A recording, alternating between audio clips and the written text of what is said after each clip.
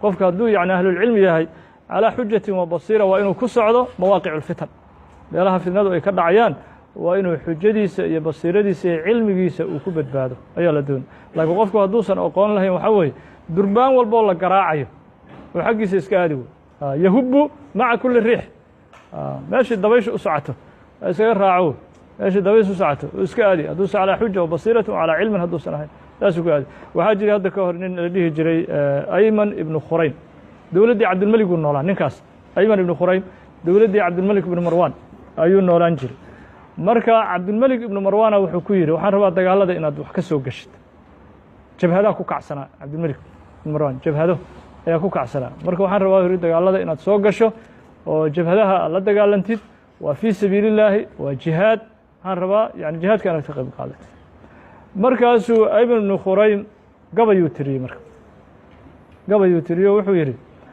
walastu muqaatilan rajula yusallii calىa sulطaani aakhara min qurayshi lahu sulطaanuhu wacalaya wisri macaada allaahi min jahlin wa tayshi gabaygaasuu tiriyey wuxuu yidhi walastu muqaatilan rajula yusallii nin tukanayo oo qiblada u jeesanaya anigu ma dilayo mana la dagaalamayo calىa sulطaani aakhara min qurayshi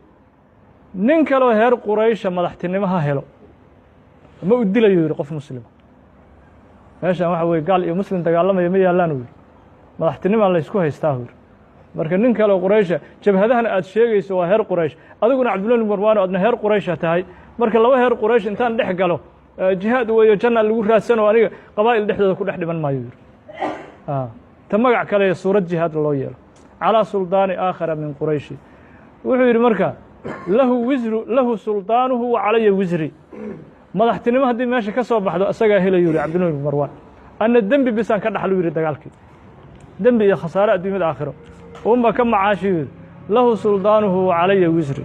macaadallaahi min jahlin wa dayshi u yidhi ilaahan ka magan galo yidhi jaahilnimo iyo fudayd inaan jahli ku socdo fududaado oo durbaan walboo la ii garaacayaba haye aan iska iraaho ya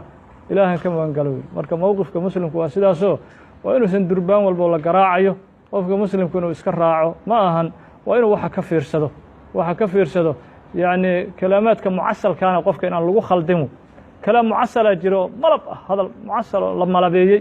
qurux badan kitaabka ilaahay aayaddan ku haysata waa sida kalaamka mucasalka ah loogu hadlay cabdullahi ibni cumar hadal malabahoo yani baadil ku dhisan kalaam mucasala waa in laga fogaado